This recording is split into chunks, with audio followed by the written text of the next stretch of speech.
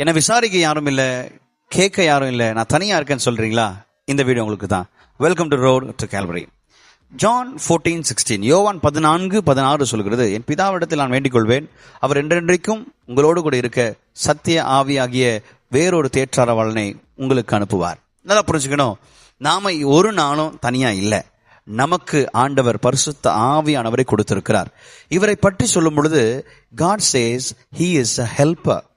நமக்கு உதவி செய்கிறவராய் இருக்கிறார். என்ன உதவி செய்வார்? நாம தனிமையை உணரும் பொழுது நான் இருக்கிறேன் என்று சொல்லி நமக்கு ஒரு ஆறுதலை தருவார். நாம சோதிக்கப்படும் போது, when we are tempted, he gives us the power to overcome the temptation. சோதனையை மேற்கொள்ளும்படி நமக்கு பலன் தருவார். நம்மளால் ஜெபிக்க முடியாத வேளைகளில் நமக்கு என்ன ஜெபிக்கணும், எப்படி ஜெபிக்கணும், எங்க ஜெபிக்கணும் என்பதை உதவி செய்யும் ஒரு நல்ல ஆவியானவர் நமக்கு இருக்கிறார். அவர் ரொம்ப தூரத்துல இல்ல, அவர் நமக்குள்ளதான் இருக்கிறார். He is not so far away from you, he is within you.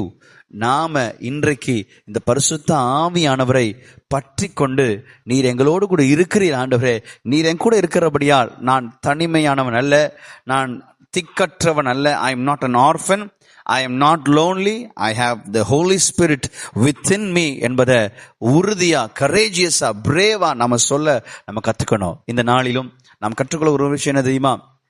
பரிசுத்த ஆவியானவர் உங்களுக்கு சகலத்தையும் கற்றுக் கொடுப்பார். எதை செய்யணும், எதை செய்யக்கூடாது. இன்றைக்கு வாழ்க்கையில பல கன்ஃபியூஷன்ஸ், வாழ்க்கையில என்ன டிசிஷன் எடுக்கணும் தெரியல அப்படின்னு யோசிக்கிறீங்களா? Ask the help of the holy spirit. He will guide you and direct you in the correct direction.